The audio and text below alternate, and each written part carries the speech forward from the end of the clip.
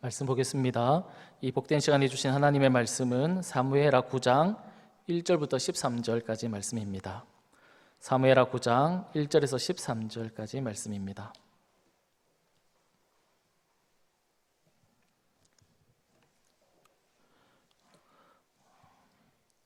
궁으로 초대받은 무비보셋이라는 제목으로 말씀을 받겠습니다. 사무엘하 9장 1절부터 13절까지 말씀입니다. 한 절씩 교독하겠습니다. 다윗이 이르되 사울의 집에 아직도 남은 사람이 있느냐? 내가 요나단으로 말미암아 그 사람에게 은총을 베풀리라 하니라. 사울의 집에는 종 한 사람이 있으니 그의 이름은 시바라. 그를 다윗의 앞으로 부르매 왕이 그에게 말하되 내가 시바냐 하니 이르되 당신의 종이니이다 하니라. 왕이 이르되 사울의 집에 아직도 남은 사람이 없느냐? 내가 그 사람에게 하나님의 은총을 베풀고자 하노라 하니 시바가 왕께 아뢰되 요나단의 아들 하나가 있는데 다리 저는 자니이다 하니라. 왕이 그에게 말하되 그가 어디 있느냐 하니 시바가 왕께 아뢰되 로드발 암미엘의 아들 마길의 집에 있나이다 하니라. 다윗 왕이 사람을 보내어 로드발 암미엘의 아들 마길의 집에서 그를 데려오니 사울의 손자 요나단의 아들 무비보셋이 다윗에게 나와 그 앞에 엎드려 절하매 다윗이 이르되 무비보셋이여 하니 그가 이르기를 보소서 당신의 종이니이다. 다윗이 그에게 이르되 무서워하지 말라. 내가 반드시 내 아버지 요나단으로 말미암아 내게 은총을 베풀리라. 내가 내 할아버지 다윗의 모든 밭을 다 내게 도로 주겠고 또 너는 항상 내 상에서 떡을 먹을지니라 하니 그가 절하여 이르되 이 종이 무엇이기에 왕께서 죽은 개 같은 나를 돌아보시나이까 하니라. 왕이 사울의 시종 시바를 불러 그에게 이르되 사울과 그의 온 집에 속한 것은 내가 다 내 주인의 아들에게 주었노니 너와 내 아들들과 내 종들은 그를 위하여 땅을 갈고 거두어 내 주인의 아들에게 양식을 되어 주어 먹게 하라. 그러나 내 주인의 아들 무비보셋은 항상 내 상에서 떡을 먹으리라 하니라. 시바는 아들이 15명이요 종이 20명이라. 시바가 왕께 아뢰되 내 주 왕께서 모든 일을 종에게 명령하신 대로 종이 준행하겠나이다. 준행하겠나이다 하니라. 무비보셋은 왕자 중 하나처럼 왕의 상에서 먹으니라. 무비보셋에게 어린 아들 하나가 있으니 이름은 미가더라. 시바의 집에 사는 자마다 무비보셋의 종이 되니라. 같이 읽습니다. 무비보셋이 항상 왕의 상에서 먹으므로 예루살렘에 사니라. 그는 두 발을 다 절더라. 아멘.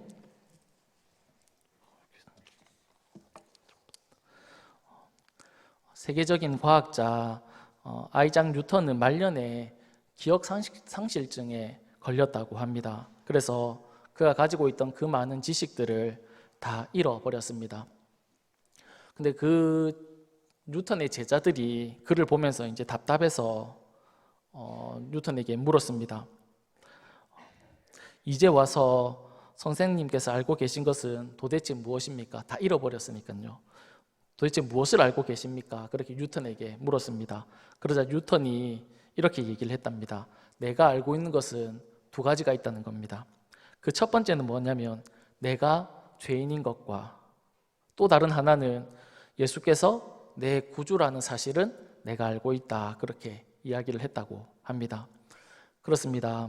본질적으로 보면 두 가지 이 지식을 알면 충분할 수 있습니다. 내가 얼마나 큰 죄인인지, 그리고 또 오직 예수 그리스도로만 우리가 구원을 받는다라는 것, 이 두 가지만 알면 우리는 얼마든지 신앙생활을 할 수 있고 또 신앙생활에서 승리를 할 수 있습니다. 이 두 가지만 믿어도 우리는 겸손할 수 있고 회개도 할 수 있고 기쁨이 넘칠 수 있고 평안이 넘칠 수 있습니다. 사랑하는 여러분, 우리가 결코 잊어서는 안 되는 이 두 가지, 이 두 가지 지식을 우리도 꼭 기억하면서 살아갈 수 있기를 간절히 바랍니다. 오늘 본문은 다윗이 요나단의 아들 무비보셋을 찾아서 그에게 은혜를 베푸는 장면을 오늘 본문에서 소개해주고 있는데요. 우리는 여기서 아이작 뉴턴이 말했던 바와 같이 두 가지의 사실을 우리가 오늘 본문에서 발견할 수 있습니다. 하나는 우리가 얼마나 큰 죄인이냐는 사실이고, 또 다른 하나는 예수님께서 우리를 구원하셨다라는 사실입니다. 오늘 이 두 가지의 내용을 같이 살펴보려고 합니다. 먼저 첫 번째로 우리가 얼마나 죄인인지 이 사실을 우리가 알아야 한다라는 것입니다. 다윗은 왕이 되었습니다. 그리고 주변의 나라들을 정리하고 있는데 아직은 정리 중에 있었습니다. 약간은 나라가 어수선한 그런 분위기였는데 그때 다윗이 신하에게 이렇게 물었습니다. 우리 1절 말씀인데요. 같이 한번 읽어보도록 하겠습니다. 시작. 다윗이 이르되 사울의 집에 아직도 남은 사람이 있느냐? 내가 요나단으로 말미암아 그 사람에게 은총을 베풀리라 하니라. 아멘. 다윗이 신하에게 물었습니다. 혹시 사울의 집에 남은 사람이 있느냐? 그렇게 물었을 때에 사울의 시종이었던 시바라는 사람이 다윗에게 가서 요나단의 아들 하나가 남아 있는데 그 사람의 상태가 어떠냐면 다리를 저는 사람이 하나 남아 있습니다. 그렇게 대답을 했다는 겁니다. 왕 앞에 가서 대답했던 이 시바의 대답이 조금 이상하지 않습니까? 우리는 보통 사람을 소개할 때 어떻게 소개합니까? 일반적으로 그의 이름을 먼저 말하는 것이 상식적이지 않습니까? 먼저 이름을 말하고 그리고 그 뒤에 그 사람의 가정 형편이나 아니면 어떤 필요한 정보들을 이야기하는 게 일반적인 순서입니다. 그런데 오늘 본문에 보면 시바는 다윗에게 사울의 집에 남아있는 사람을 소개하면서 그의 이름은 말하지 않습니다. 누굽니다 라고 말은 하지 않고 그냥 그의 상태, 다리를 절고 있습니다 라는 그 상태만을 소개하고 있다는 겁니다. 왜 시바가 이렇게 이름은 말하지 않고 그의 상태만 그렇게 먼저 말한 것일까요? 여기엔 두 가지 의미가 있다고 생각됩니다. 먼저 첫 번째는 정권이 바뀌지 않습니까? 사울의 왕가에서 이제 다윗의 왕가로 정권이 바뀌었습니다. 정권이 바뀌고 나면 이전 정권을 다 싹 정리를 하지 않습니까? 그런 의미에서 만약에 지금 다윗이라는 왕이 사울의 후손을 경계하는 것이라면 그는 신경을 쓰지 않아도 된다라는 그런 의미를 가지고 있다는 겁니다. 그는 다리를 절기 때문에 쿠데타를 일으킬 수도 없고 호위를 도모하기 힘든 상태라는 것입니다. 이전의 왕권을 가진 존재가 있기 때문에 불안 요소가 될 수 있지만 그는 쿠데타를 일으킬 수도 없고 다리를 저는 치명적인 약점이 있다는 겁니다. 그러기에 그는 신경 쓰지 않아도 된다는 그런 의미로 다리를 절고 있다는 상태를 먼저 소개하고 있는 겁니다. 또 다른 한 가지는 이 사람은 불구자이기 때문에 왕과 같이 지낼 수 없는 그런 존재라는 것을 그 이야기 속에 담고 있는 겁니다. 그래서 시바는 그의 이름을 말하지 않고 그의 상태를 먼저 말을 한 겁니다. 그런데 다윗은 또 그에게 묻습니다. 4절 말씀인데요. 4절도 같이 한번 읽었으면 좋겠습니다. 다 같이 읽겠습니다. 시작.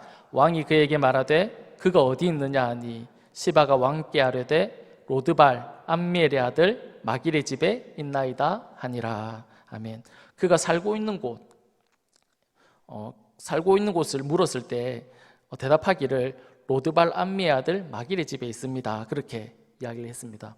여기서 로드발이라는 것은 지명 이름입니다. 그리고 암미엘과 마길은 사람의 이름인데 우리는 암미엘이 누구이고 마길이 누구인지는 몰라도 됩니다.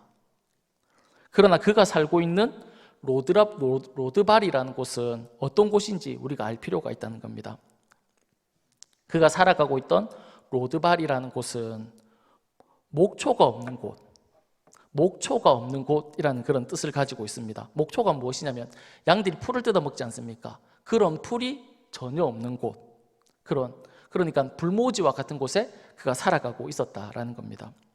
이 로드발이라는 곳은 요단 서편에 요단 서편의 길앗 근처에 있다라고 추정을 하는데 정확히 어디인지는 잘 모른다고 합니다. 그러나 그가 살아가는 땅이 어떠한지는 우리가 알 수 있다는 겁니다.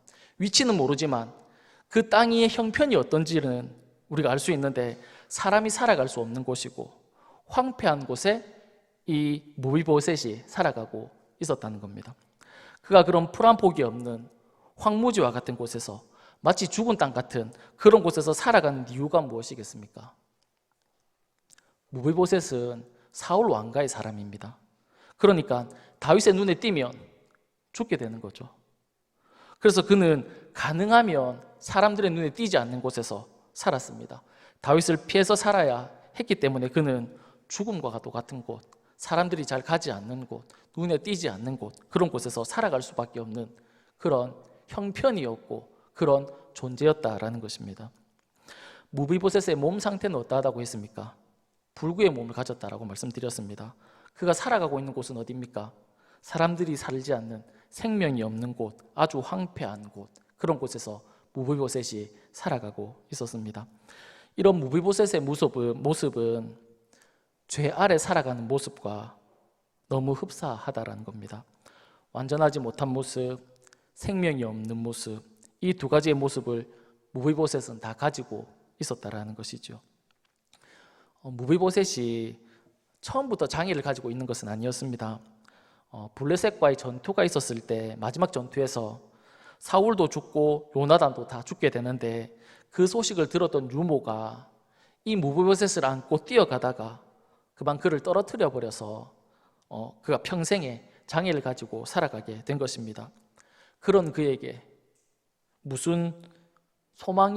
어떤 소망을 가지고 있었을까요?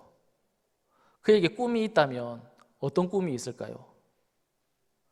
몸은 불편하고 사람들이 없는 곳에서 피해 살아야 하는 그에게 소망이 있다면 어떤 소망이 있을 거고 꿈이 있으면 어떤 꿈이 있을까요? 그에게는 그냥 쥐 죽은 듯이 조용히 살아가는 것이 그의 소망이고 꿈일 수밖에 없는 그런 삶이었다는 겁니다. 이런 삶이 바로 죄 아래 거하는 자의 삶의 모습과 비슷하다는 거죠. 또 이런 모습이 우리의 모습과도 비슷하다는 것입니다. 그래서 로마서 3장 10절에 보면 이 땅을 살아가는 모든 사람들을 향해서 어떤 삶이다라고 말씀하고 있냐면 이렇게 말씀하고 있죠. 기록된 바 의인은 없나니 하나도 없다, 그렇게 말씀하고 있습니다. 모든 사람들이 다 무비보셋과 같이 그런 죄인의 모습으로 우리가 살아간다라는 겁니다.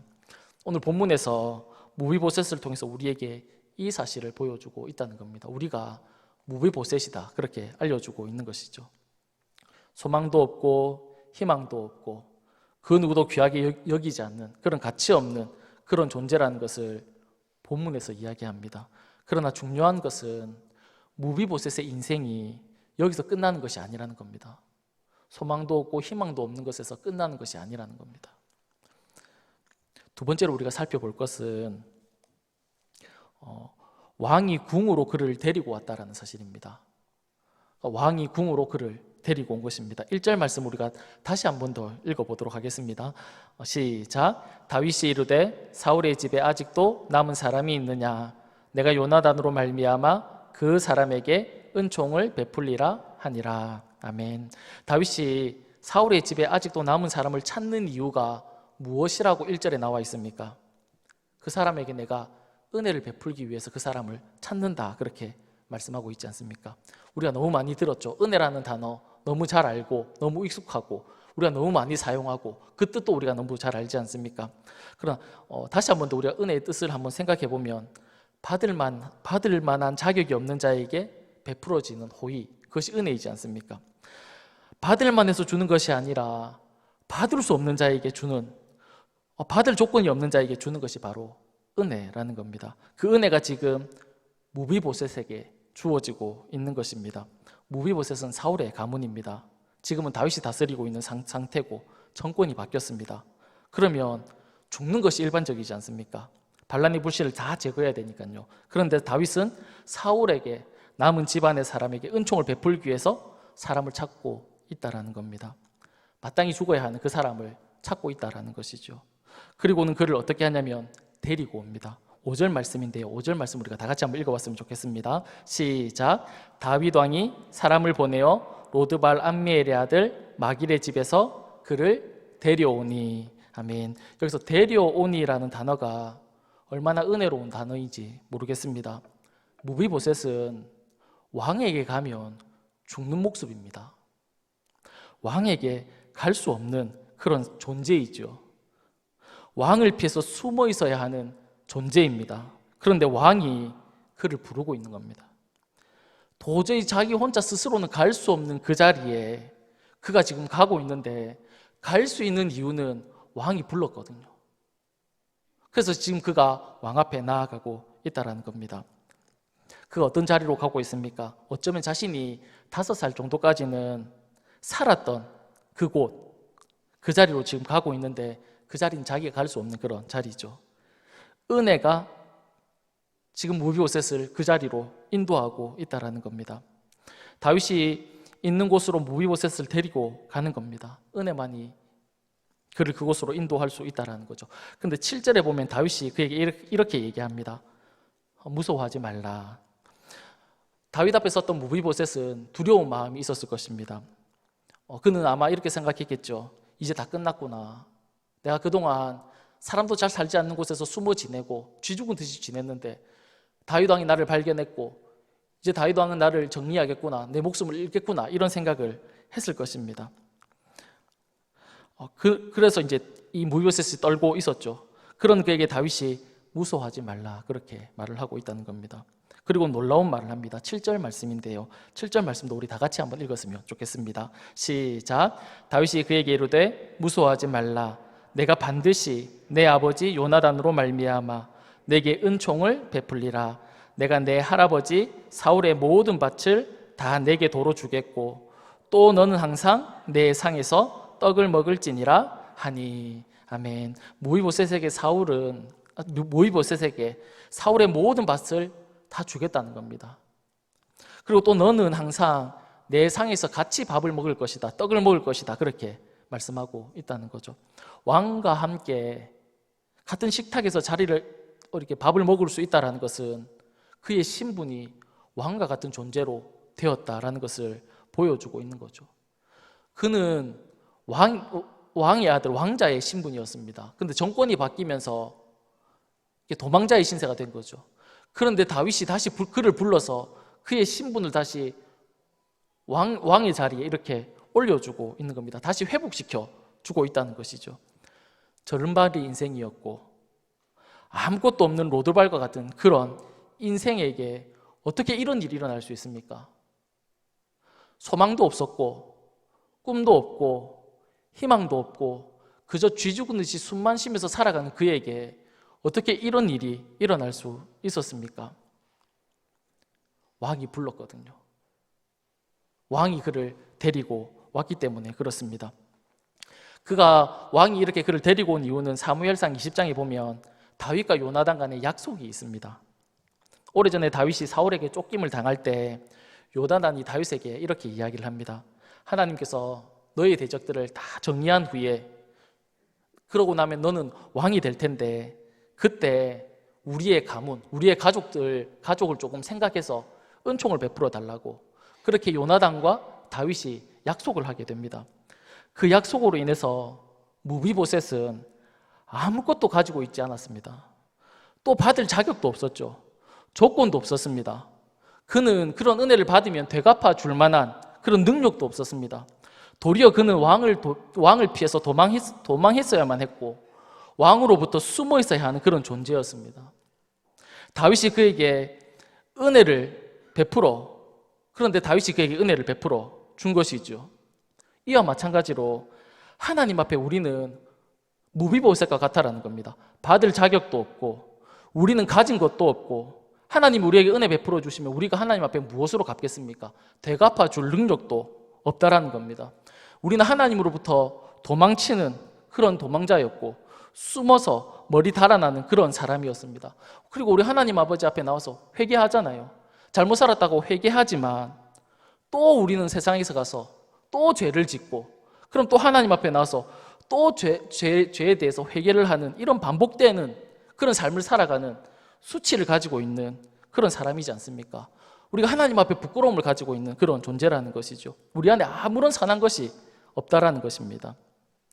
그래서 우리가 사실 걸어 다닐 때 두 발로 이렇게 걸어 다니지만 영적으로는 불구자와 같은 그런 모습으로 우리가 하나님 앞에 살아갈 때가 얼마나 많이 있습니까? 그런데 하나님은 그런 우리를 예수님의 십자가로, 그의 피의 대가로 저와 여러분을 불러서 하나님의 자녀로, 하나님의 백성으로, 하나님의 아들과 딸로 불러 주셨다라는 것입니다. 본문 8절에 보면 무비보셋은 자신의 형편을 다윗에게 이렇게 얘기합니다. 저는 죽은 개와 같습니다. 죽은 개는 어떻게 합니까? 죽은 개는 어떻게 될까요? 다른 짐승에게 갈기갈기 찢겨서 죽을 수밖에 없는 그런 존재라고 자신을 그렇게 표현하고 있다는 겁니다. 그런 존재가 어떻게 왕의 자리에 같이 앉아서 밥을 나누어 먹을 수 있게 된 것입니까? 어떻게 이런 일이 일어날 수 있습니까? 왕이 불러줬거든요. 왕이 왕궁으로 불러서 그의 신분을 다시 왕이 세워주었기 때문에 이 일이 가능했다, 그렇게 말씀하고 있습니다. 그리고 또한 본문 9절에 보면 왕은 사울의 시종 시바를 불러서 사울과 그의 온 집에 있는 것들을 다 돌려줍니다. 신분도 회복시켜주고 경제력도 다 다시 회복시켜 주는 것을 우리가 볼 수 있습니다. 다 회복되어지는 것이죠. 그리고 이 다윗이 무비보셋을 얼마나 아꼈냐면 사무엘하 21장에 보면 다윗 시대에 3년간 기근이 생기게 됩니다. 기근이 계속되니까 다윗이 왜 자꾸 우리나라에 기근이 계속될까 고민하면서 하나님 앞에 기도합니다. 그때 하나님이 왜 기근이 계속되는지 응답해 주시는데 그 이유가 무엇이냐면 사울이 기브온 사람들을 대량 학살했거든요. 그 죄로 말미암아 지금 3년간 기근이 계속되고 있다, 하나님께서 그렇게 응답해 주셨습니다. 그래서 기브온 사람을 다윗이 다 불렀습니다. 그리고는 지금 우리나라에 기근이 계속되고 있는데 여차여차해서 지금 기근이 계속되고 있다. 그래서 너희들이 이 예루살렘에 대해서 축복을 해줘야 이 기근이 없어지는데 어떻게 하면 너희들이 이 예루살렘을 향해서 축복해 주겠느냐, 그렇게 묻습니다. 그때 이 기브온 사람들이 뭐라고 얘기하냐면 사울 때문에 우리가 대량 학살을 당했는데 사울의 자손 중에서 7명을 내어달라는 겁니다. 우리가 그를 쳐서 죽이고 난 이후에 내가 예루살렘을 향해서 복을 빌어주겠다, 그렇게 이야기를 하거든요.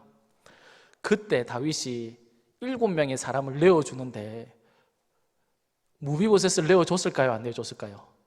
내어주지 않습니다. 요나단과의 맺은 그 언약을 기억하고 이 무비보셋을 아껴서 무비보셋을 내어주지 않습니다. 다른 사람 7명을 내어줘서 그들의 목숨을 잃게 만드는 것이죠. 사랑하는 여러분, 다윗이 이 무비보셋을 이렇게 아끼고 이렇게 보호해주고 있다는 겁니다. 사랑하는 여러분, 하나님이 우리를 대할 때도 이와 똑같다라는 겁니다. 우리를 너무 사랑하시고 우리를 너무 아끼신다는 것이죠. 그래서 어떻게 하셨습니까? 자기 하나밖에 없는 아들을 이 세상에 보내어서 우리를 대신해서 십자가에 달려 죽인 겁니다. 그리고는 저와 여러분을 얻은 것이죠.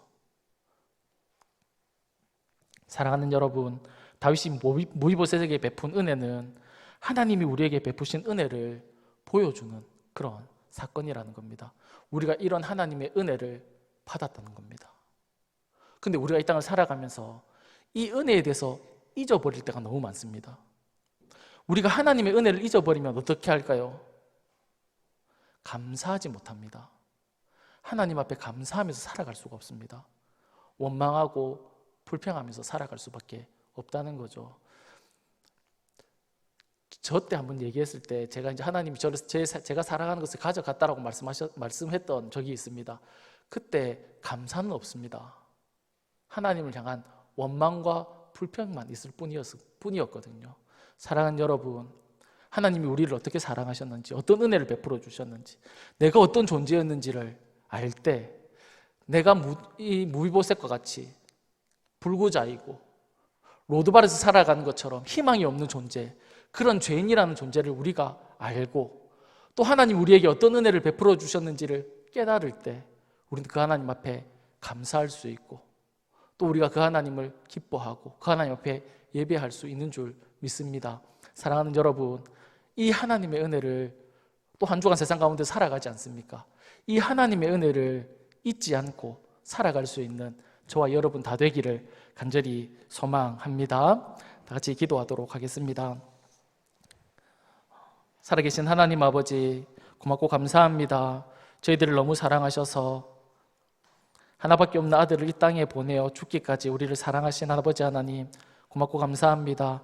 그 은혜 잊지 않고 늘 기억하면서 살아갈 수 있는 저희들의 삶이 다 될 수 있도록 주님 은혜 베풀어 주시옵소서. 이 세상을 살아갈 때 우리 혼자가 아니라 우리와 늘 함께 하시는 주님이 계시다라는 그 사실을 우리가 신뢰하고 믿고 그 주님 바라보면서 이 세상에서 늘 승리하는 삶을 살아갈 수 있는 저희들의 삶이 다 될 수 있도록 주님 도와 주시옵소서. 세상에 유혹이 많고 세상이 우리를 속이고 하나님 아버지 세상이 우리를 유혹할 때 늘 주님을 바라보며 승리하는 삶을 살아가는 우리 귀한 성도님들 우리 모두가 다 될 수 있도록 주님 은혜를 베풀어 주옵소서. 고맙고 감사하며 살아계신 예수님의 이름으로 기도드립니다. 아멘.